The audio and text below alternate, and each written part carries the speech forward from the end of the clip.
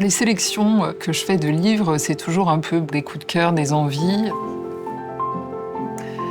Pour cette sélection de l'hiver, j'ai choisi donc 4 livres. Mon mari de Maud Ventura, Love de Elisabeth von Arnim, Indiana de George Sand et Le Clou de Zhang Nguyen. Ces 4 livres sont liés par la thématique de l'amour, confronté à de nombreux obstacles. Une fois que la passion est passée, qu'est-ce qui peut justement contrarier l'amour? Et ça peut être l'histoire, ça peut être le conditionnement social, ça peut être l'âge, parfois tout simplement un sentiment de rivalité entre 2 personnes.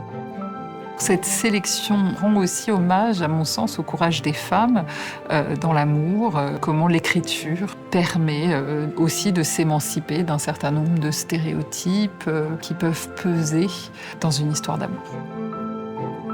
J'ai choisi Mon mari de Maud Ventura parce que c'est un livre assez surprenant, déjà par sa forme, par le ton, par la manière dont le livre évolue en lui-même, puisque c'est l'histoire d'une femme mariée et qui est obsédée par son mari, et qui est hantée par le fait qu'il pourrait éventuellement la quitter ou se détourner d'elle. Et au fur et à mesure du livre, on se rend compte qu'il y a une forme de folie amoureuse. Et puis, on découvre un petit peu la fragilité du personnage qui ne peut absolument plus maîtriser son monde. C'est un peu un coup de théâtre à la fin qui a quelque chose d'assez prodigieux et d'inattendu. Et c'est quand même génial d'avoir une fin qui était totalement imprévisible.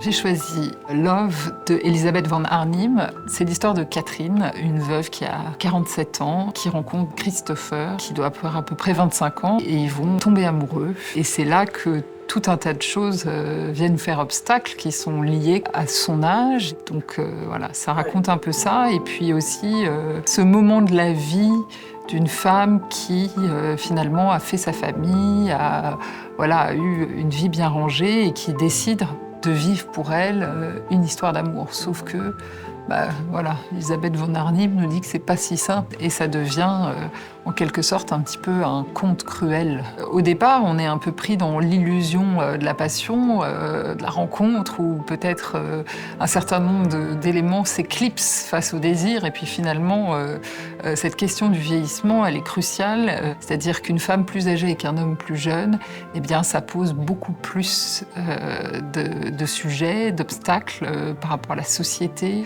Et ça le montre sans phare. Le Clou de Zhang Nguyen, c'est une grande fresque qui se situe entre les années 60 et aujourd'hui. Alors les 2 personnages principaux se sont connus très jeunes, ils vivaient dans le même village et puis ils se retrouvent un peu plus tard. On se rend compte qu'ils partagent un secret que nous allons découvrir au travers du roman. Les 2 personnages principaux et qui, en se retrouvant des années après, vont se heurter à certains traumatismes qui ont été enfouis et qui lient leurs 2 familles. Et donc c'est ce qui nous tient au secret et nous empêche aussi de vivre et parfois même d'aimer.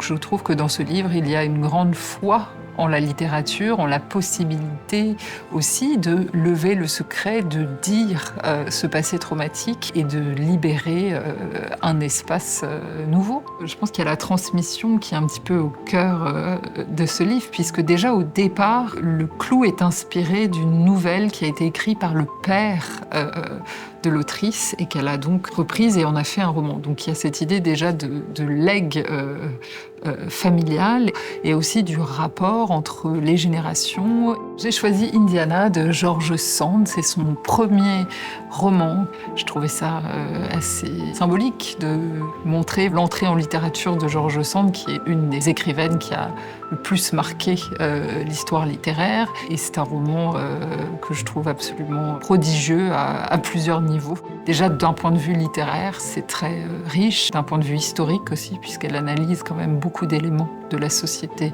de son époque, de l'histoire, et puis des rapports entre les sexes aussi, et c'est passionnant. C'est un livre qui rend hommage au courage des femmes en amour. C'est cette question qui traverse le livre de la recherche de l'amour inconditionnel. Pour elle, cette grandeur de l'amour, cachée peut-être un appétit de vivre assez redoutable. C'était aussi un moteur de création, de dépassement de soi, et elle en a fait quelque chose de très puissant aussi.